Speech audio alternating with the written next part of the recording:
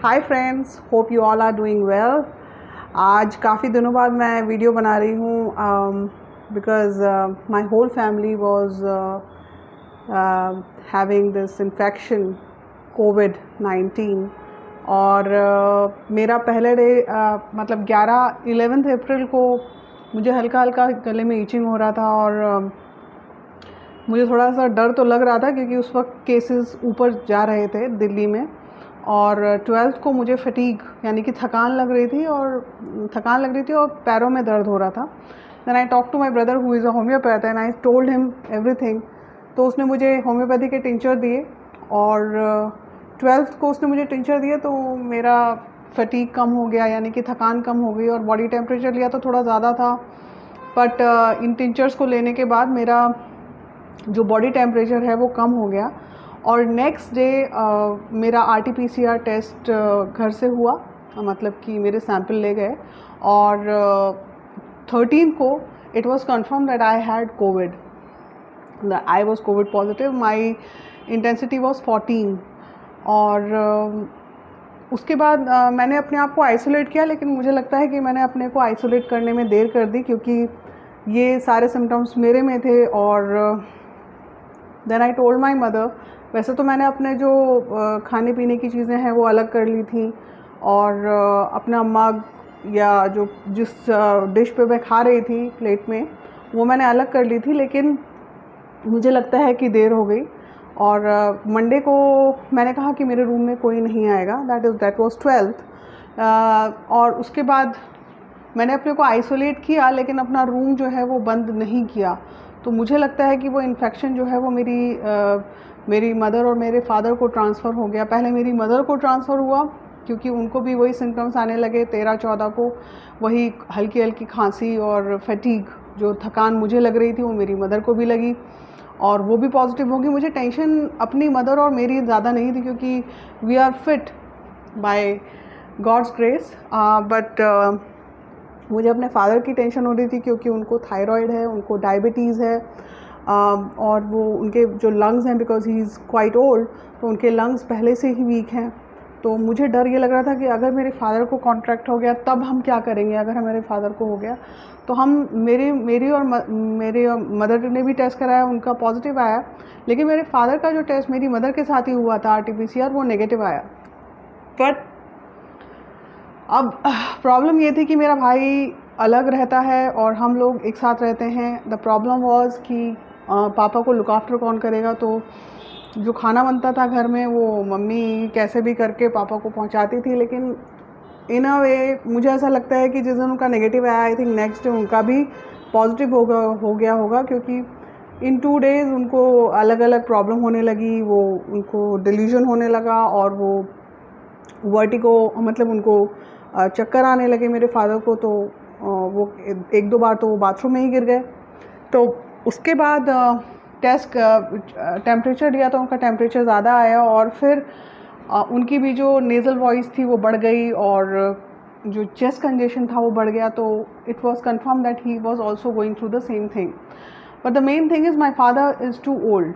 अब मेरा और मेरी मदर का हम लोगों को बहुत प्यास लग रही थी क्योंकि मुझे बिकॉज होम्योपैथिक मेडिसिन के साथ, तो होम्योपैथिक टिंचर्स तो हम ले ही रहे थे, लेकिन हमने अपनी एलोपैथी जो हमारा रिज़ल्ट था उसके आने से पहले ही शुरू कर दी थी।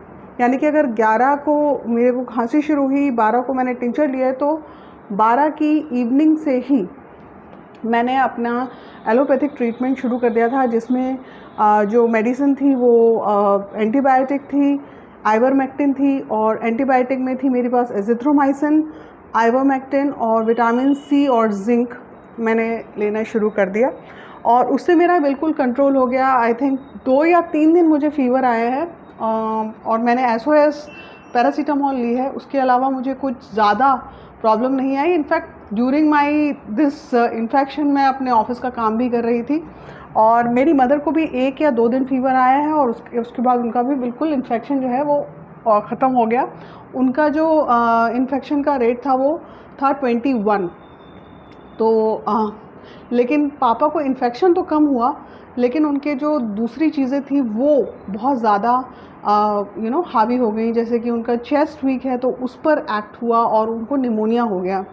अब हमारा मेन फाइट था, क्योंकि एज़ यू ऑल नो कि दिल्ली में ऑक्सीजन का इशू है, और ऑक्सीजन के इशू की वजह से हमें बहुत डर लग रहा था कि हमें ऑक्सीजन अगर ज़रूरत पड़ेगी तो क्या करेंगे, हॉस्पिटल में एडमिशन कराना होगा तो क्या करेंगे। तो फर्स्ट 2-3 डेज़ तो मेरे फादर का ऑक्सीजन लेवल ठीक रहा, 95 to 93, मतलब इससे नीचे नहीं जा रहा था, 92 to 96 में चल रहा था। लेकिन धीरे धीरे उनका ऑक्सीजन लेवल ड्रॉप होने लगा, और वो क्योंकि उनकी हमने मेडिसिन शुरू कर दी थी जो हम लोग ले रहे थे, तो उससे भी उनको फ़र्क ज़्यादा नहीं पड़ रहा था। देन वी कंसल्टेड डॉक्टर, और उसके बाद उनको स्टेरॉइड्स दी गई, क्योंकि 92 से भी नीचे चला गया। इनफैक्ट उनका एक टाइम तो ऐसा आया था कि 55 या 60 पे उनका ऑक्सीजन लेवल जा कर के चला गया था। तो हम उनको इन दवाओं के अलावा, जैसे ही एजिथ्रोमाइसिन का कोर्स ख़त्म हुआ 5 दिन का, उनकी जो एंटीबायोटिक थी वो चेंज होकर के डॉक्सीसाइक्लिन हो गई, और डेक्सामेथासोन करके स्टेरॉइड पूरे दिन में 8 मिलीग्राम वो दे रहे थे। उसके अलावा ऑक्सीजन को प्रोक्योर करना बहुत डिफ़िकल्ट था, लेकिन हम लोगों ने कैसे भी करके, हमारे फ्रेंड्स, मेरे भाई के फ्रेंड्स ने ऑक्सीजन कंसंट्रेटर अरेंज किया। मेरे भाई ने राजस्थान तक गया, हम दिल्ली में रहते हैं, और वहाँ से सिलेंडर ख़रीद के लाया ओवर प्राइस। हमें 2 सिलेंडर 40,000 के मिले, डी टाइप सिलेंडर।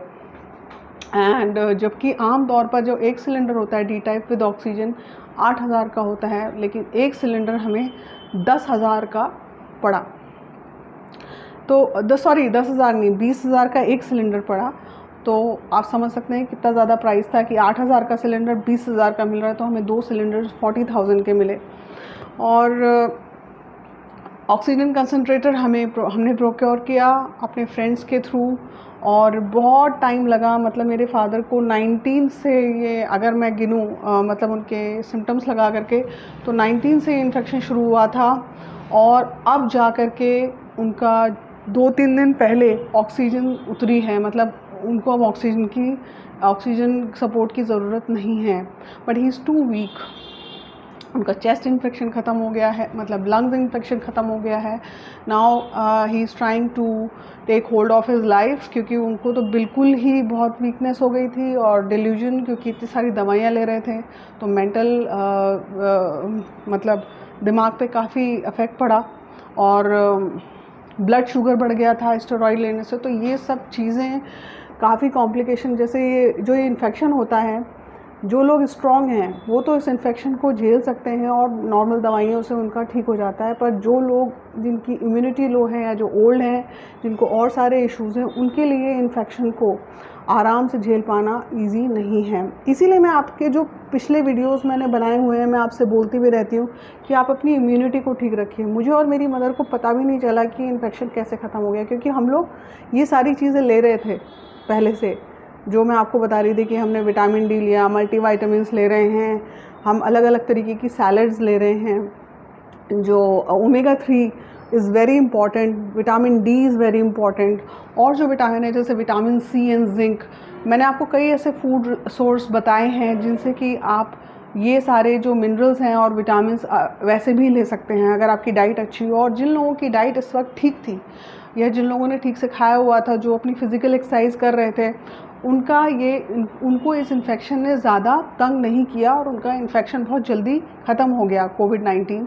जैसे कि मेरा और मेरी मदर का, हमें बहुत टाइम नहीं लगा, हमें लगा ये आम सा फ्लू है और ख़त्म हो गया। लेकिन एट द सेम टाइम मतलब एट आवर होम, मेरे फादर की वजह से हमें ऐसा लगा कि कोरोना सच में कुछ है, क्योंकि हमें ऑक्सीजन प्रोक्योर करनी थी, उनकी इम्यूनिटी को बढ़ाना था, उनको जो डायबिटीज़, थायराइड, शुगर और लंग्स जो उनके वीक थे, उन सब चीज़ों को मैनेज करना था। उनको ये देखना था कि इतनी सारी दवाइयाँ दे रहे हैं तो कहीं किसी दवाई का साइड इफ़ेक्ट ना हो। So we had to consult his doctors all the time, और ये देखना कंटिन्यूसली उनकी मेडिकेशन को फॉलो करना, उनकी SpO2 को लेवल को फॉलो करना, ऑक्सीजन लेवल को फॉलो करना, उनके लिए ऑक्सीजन प्रोक्योर करना। हमें एक ये बहुत ही बड़ा टास्क लगा, मैं आपको धीरे धीरे, हो सकता है कि मैं इस पे और भी वीडियोस बनाऊं, मैं आपको बताऊं कि एक एक चीज़ जहां मिस्टेक हो रही है कि लोग सही सही जाते हैं और हॉस्पिटल से वापस नहीं आ पाते हैं, यानी कि उनका केस क्रिटिकल क्यों हो रहा है, क्योंकि डॉक्टर्स भी काफ़ी सारी मिस्टेक कर रहे हैं। और सबसे बड़ी मिस्टेक ये है कि जिन लोगों को शुरू में इन्फेक्शन होता है, अभी 92 से नीचे SpO2 नहीं जाती है और डॉक्टर जो हैं उन्हें डेक्सामीथाजोन या और स्टेरॉइड्स, मेड्रोल जैसे स्टेरॉइड्स दे देते हैं, जिससे कि वो बाउंस बैक करके वो जो ऑक्सीजन होती है वो बिल्कुल नीचे ड्रॉप हो जाती है। तो ये आप लोग भी ध्यान रखिए कि आपका डॉक्टर कैसा है। और आपको इस इन्फेक्शन के दौरान, क्योंकि मुझे भी जब मेरा ठीक हो गया था, पहले तो मैंने काम करती रही जब मेरा शुरू में इन्फेक्शन शुरू हुआ, लेकिन after 5-6 days I also felt so weak, तो मैंने भी अपना काम बंद किया। और इसमें आपको प्यास खुद लगती है, जब आप ठीक होने लगेंगे तो आपको बहुत प्यास लगेगी। क्योंकि मेरा जब मैं 4th-5th डे में जब मैं हील कर रही थी, तो मुझे विदिन मतलब 4th-5th नहीं, 2nd-3rd डे से ही मैं 24 आवर्स में 5 लीटर से ऊपर पानी ख़त्म कर देती थी, मतलब इतना पानी। और मुझे ये पानी सारा मेरी बॉडी में अब्जॉर्ब हो जाता था, इसके लिए मुझे I didn't have to go to toilet to pass urine, क्योंकि मेरा सारा कंज्यूम हो जाता था वो वाटर। तो आपको भी अगर इस तरीके की प्रॉब्लम है तो आपको घबराना नहीं है, पानी बहुत पीना है। स्टेरॉइड्स को हो सके नहीं, आपको करना ही है अवॉइड, अगर आपका SpO2 नॉर्मल है। कई बार लोग पैनिक होकर के, डॉक्टर पैनिक होकर 94-95 जब SpO2 होता है, तभी ऑक्सीजन लेवल जब होता है तभी आपको स्टेरॉइड्स दे देते हैं, उससे केस कॉम्प्लिकेट हो जाता है, जो मैंने अपने कई लोगों के यहाँ ऑब्ज़र्व भी किया है। हमारे आसपास बहुत लोगों को हुआ था, केस ख़राब तभी हुआ जब स्टेरॉइड को पहले दे दिया गया। तो आप स्टेरॉइड्स का डॉक्टर से सही कंसल्ट करें, जो आपको सही सजेशन दे सके। दूसरा, इसमें सबसे इम्पॉर्टेंट है कि आप अपने विटामिन्स ठीक रखें। और मैंने आपको जो चीज़ें बताई कि अपनी इम्यूनिटी को मेंटेन करिए, तो जो लोग विटामिन डी ले रहे हैं या मल्टीविटामिन ले रहे हैं, मिनरल्स ले रहे हैं, या इस तरीके के जो मैंने आपको पहले भी जो बताया कि अपनी इम्यूनिटी को अगर आप ठीक रखेंगे, अपनी डाइट का ध्यान रखिए, सही मेडिकेशन फॉलो करिए, हॉस्पिटल के पीछे ना भाग करके सही मेडिकल प्रोटोकॉल को फॉलो कीजिए। जो भी मेडिसिन इसमें दी गई है, मेरे पापा भी सेव इसीलिए हुए क्योंकि वो हमारी तरह डाइट ले रहे थे, सही सप्लीमेंट दे रहे थे, इतनी प्रॉब्लम के बावजूद भी वो इस प्रॉब्लम से निकल करके आ गए। तो आप अपना ख्याल रखिए। मैं और भी वीडियोस बनाऊंगी ताकि आप सबकी हेल्प हो सके और सबको सही डायरेक्शन मिल सके। जितना मेरे से हो सकता है वो मैं करूंगी, but please take care of yourself and take balance diet, take all supplements. For now, bye and take care.